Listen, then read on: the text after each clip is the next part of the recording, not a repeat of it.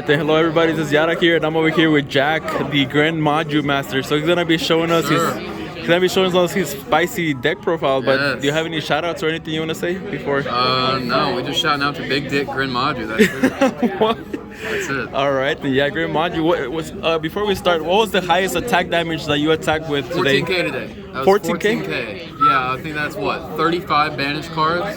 Wow. That was 14K. Yeah. That's crazy. How did that happen? Like 3 desires? Yeah, it was actually a misplay. Yeah. So yeah, I accidentally desired myself down to 3 cards in deck. Okay. I ended up drawing 2, and one of the cards was Gren Maju. But yeah, after I think it was 2 desires and a Gizmek Orochi and like Eater of Millions that game. It was it was crazy. Ton of banished cards. It was 35 total. All right. Then Swung for 12 or 14,000. So yeah. All right. All right then, Jack. So I guess let's just get started with the deck profile then. Yeah. So it obviously starts with 3 of the big boy, Gren Maju. Oh yeah, sexy boy. 400 times all the banished cards. So obviously we're just trying to get as many cards banished to bring out this normal summon beat stick, and we want to drive the game down to be, I summon the bigger normal monster, so I win. So, yeah. So we also run a ton of cards to try to get rid of whatever the opponent's building up. That's why we got 3 alpha. And we kind of also use a rank 8 engine because it helps go for the OTK. This dude's beast. He helps bounce cards. Works super well with kaijus because you summon the kaiju onto their board and you bounce it back to your hand, and then you can go for another kaiju play and then summon alpha again. The summon effect is not once per turn, so that's amazing. You can summon multiple from your hand. All around great. And then of course some dangers to lop it off. So we got 3 Bigfoot. And then 3 Thunderbirds.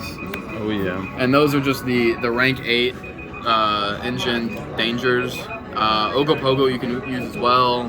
That was recommended. I just use these because they have the best discard effect. Pop 1 set, pop 1 face up. So that's pretty solid. I think the last level 8s that we have are the 3 Gizmek Orochi. This dude's ballin'. He banishes 8 off the top, and then banish 3 from the extra to pop. He's a level 8. Quick effect on the summon. So he's almost impossible to negate, especially whenever you use him during your opponent's in phase. So that you can then use his pop effect on your turn or summon him again on your turn. Pretty fantastic. He's almost always like what gets you into the rank 8 plays. So he comes in super clutch, and then obviously you need it. 3 wind kaiju. People still play the wind barrier statues, so you're lacking if you're not playing the wind dude. Do not play the water guy. You gotta play wind guy. You can go ahead and bounce him with the alpha, which makes it an awesome play. And then some final sauce here. Cyberstein. Let me know if I need to move the cards. No, it's fine. It's fine. Cyberstein is.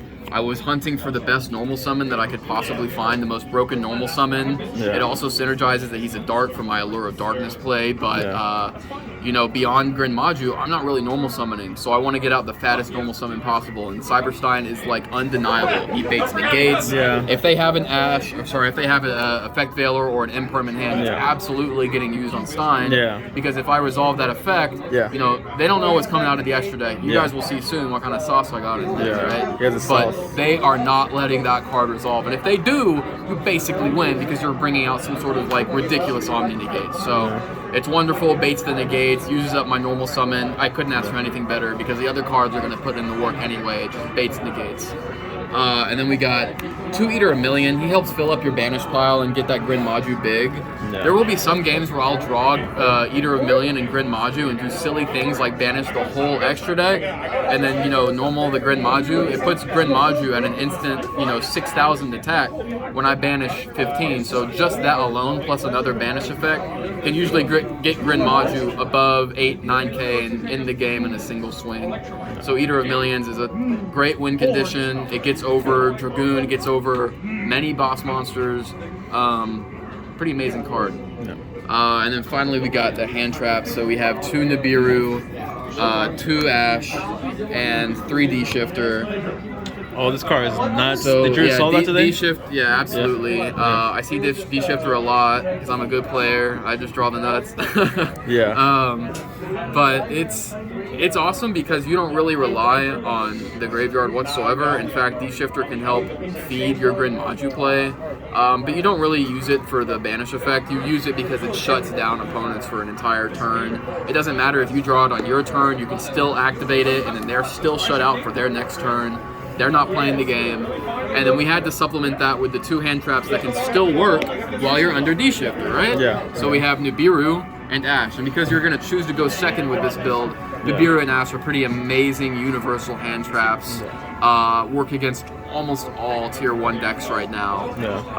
And synergize so that you can use them even after you shifter, which you can't do with things like Droll, right? You can't send Droll to the graveyard after you shifter. So, what are we going for? Spells next, I guess? Yeah, let's do spells. Yeah. So, I'll start off with the draw spells first to get these monsters out of the way. Yeah. So, you start with 3 Allure. Yeah. You run plenty of darks. You also run D-Shifter, so you have a free target to get rid of that has no consequences. Yeah. So Allure is a great draw card. You've also got triple trade-in. You run plenty of level 8s, from the Gizmex to the Dangers to the Kaiju to the Alpha. You have too many level 8s. It must feel nice to discard Gizmic, right? Because it's so good, right? Yeah. Discard Gizmek off a trade-in is a free plus because the Gizmek's going to get summoned from the graveyard regardless, so that's wonderful. Leaving the Gizmek in hand and having it discarded off a danger effect is also pretty good. Gizmek definitely synergizes. And then the last draw card, Pot of Desires. So it's 9 draw cards, all drawing 2 cards. So very consistent hands sometimes. 3 Desires, the banish effect is broken. It puts your Gren Maju to 4K immediately, so that's always nice. And then finally, the removal spells, 2 Lightning Storms, just in case they're bricky, and 3 Super Poly. And this card is absolute sauce. I mean, especially in a deck that's preferring to go second, especially in a deck where I discard its cost and can get danger effects on the discard. Hits a variety of different meta decks, and I'll show you the special meta sauce that I have in the extra deck that targets a lot of weird things you might catch in the meta, from Virtual World, the Tri-Brigade. So a lot of interesting targets for this. Hits many different decks. You can catch people slipping. They're not expecting the Super Poly. So, and the last thing is that Super Poly can bring out level 8s that can help you go into rank 8 plays with things like Starving Venom Dragon, for example, popular Super Poly target. So I guess extra is up next. I'll start it off with the rank 8 engine. So we have Dingirsu as some generic rank 8 removal. But for our rank 8 combo, we run Draglubion, which is key. 2 level 8s allow him to come out and bring out 1 number dragon. So we play the number 1 Numeron Dragon, or 100 Numeron Dragon. And the equip to Numeron Dragon is Hope Harbinger over any others, because he can come out and go ahead and negate a spell if it needs to be. But usually you're just bringing out the Numeron Dragon, attaching this boy, detach and bring him to 9,000, and typically that's your position for game. If anything goes wrong, you play the 1 Zeus to go ahead and overlay over, Dingirsu, or if you have the Draglubion on the next turn, you can overlay with that as well. That's it for Exceeds. Now the rest of the extra deck is basically Super Poly targets. So, for Invoked, we have Invoked Elijah, 1 Invoked, and a monster summoned from the extra deck. So if they go for Makaba Winda, you say thank you, because you just broke their board and got, a universal banish. This card is absolutely ridiculous. Earth Golem at Ignister, he is a Salamangrate target, at Ignister target, anything that's Cyburst and Link, anything that summons any Cyburst monster and has Link monsters in the deck. This hits, so pretty universal. I prefer it over the Chimera fusion because it's not 2 Cybursts, it's a Cyburst and a Link, so it's a little bit more versatile, and all the Cyburst decks are linking anyway. Prank Kids Rocket Ride. So this is one suggested by somebody at Locals, because we have a ton of Prank Kids at Locals, but it's also a popular deck. So when they bring out, Batlin Butler or anything, this is just 2 generic Prank Kids monsters, so you can turn their links, you can turn their fusions into your own monsters, so it's pretty great. Ultimate Axon Kicker. This card is absolutely ancient, but in my hunt for good Super Poly targets, it came up for the Virtual World deck. One Psychic Synchro and one Psychic Monster, meaning whenever they go for their Synchro plays, and then they inevitably have another Virtual World out on the board. Usually Virtual World has 0 Super Poly targets because they're all the same type, all the same attribute. But Ultimate Axon Kicker is that one target you can make, and if you make it, that's a pretty bad situation for them. Who else do we have here? This is, I think, the last archetype-specific Super Poly target, but this is Swan. It takes 2 Beast Warrior monsters, so this is good against the Zodiac Tri-Brigade matchup. It hits, a variety of their targets. It's the first time I see that monster. Yeah, it's definitely unknown. It's it's not amazing against the Tri-Brigade matchup because they do make a lot of Winged Beast and Beast monsters, but there are inevitable moments, especially if they're playing the Zoo package, where they might, have 2 Zoo monsters on board, a Zoo XYZ and another Zoo, right? Or if they do the Chakanine effect, then this will hit both of them. It doesn't care what type or attribute there are. There's 2 Beast Warriors, so very generic in that aspect. It's definitely useful. And then finally, some more generic Super Poly targets. We have the Starving Venom Dragon, 2 Darks, Muddy Mud Dragon, easily the most versatile one, which is 2 monsters with the same attribute, different types. And then finally, Drago Stapelia, which is 1 Fusion, 1 Dark.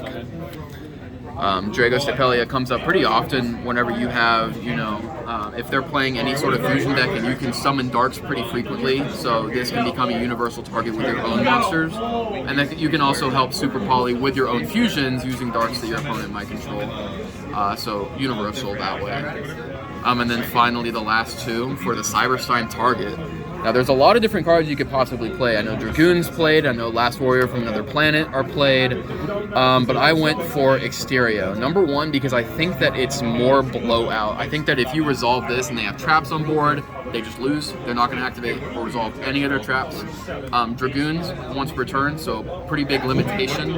And Last Warrior from Another Planet, if I was running a more control-based deck, I can make advantage of, but considering I can't do anything under that card either, I'm pretty stuck, and it ends up being me trying to, beat over opponents' set monsters until they eventually draw an out, which I don't want to do. So this helps me OTK.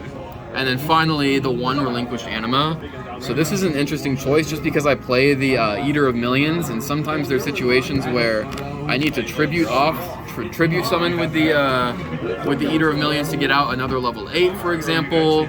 If I did the Gizmek Orochi play and I have Eater of Millions, I can do Orochi in the end phase and then summon Eater of Millions on my turn. That's 2 monsters on board, but I'm not able to tribute that Eater of Millions, so I usually bring him into Anima, and then I have the 2 tributes to go ahead and normal summon a level 8, bring back Orochi from the grave, and that's 2 8s on board immediately.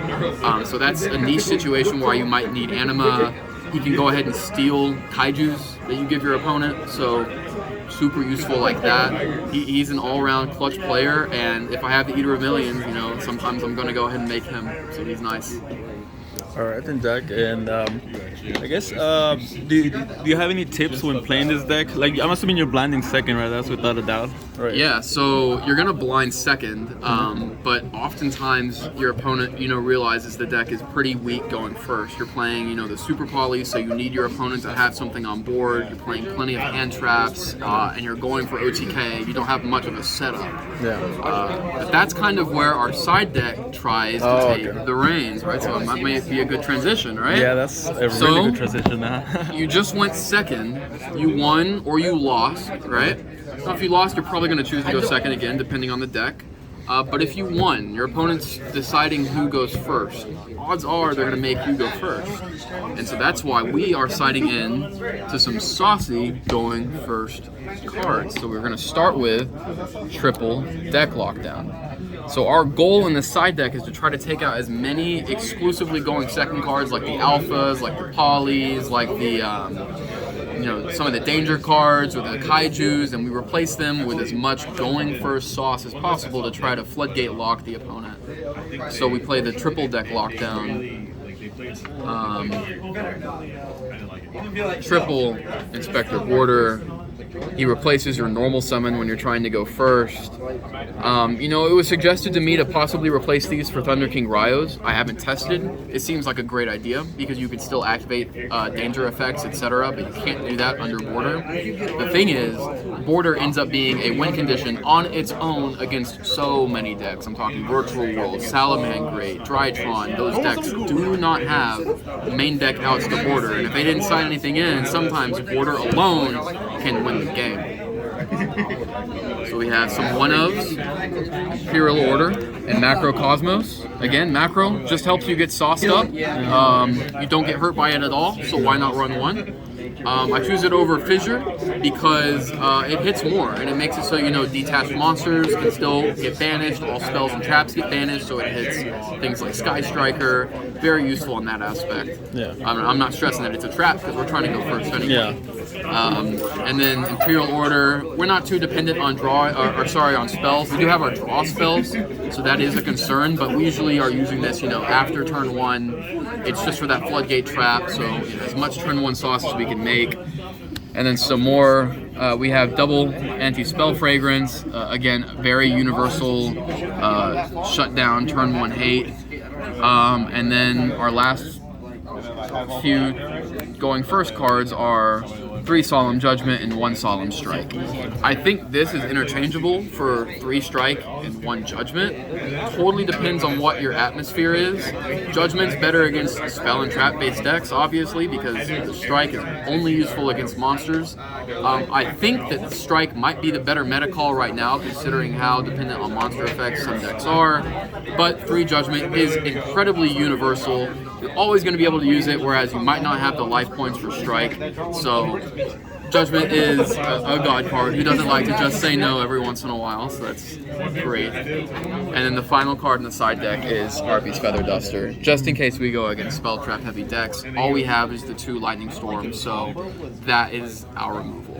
All right, and Jack, thank you so much for the guide, and that was some sauced up, like you said, deck profiling guide. Yes, it is, absolutely. So if you're trying to swing for 12k, if you're trying to swing for 9k, then you play Gren Maju. It's the only deck that can do so. All right, Jack, thank you so much for the guide and the deck profile, all right? Yes, sir.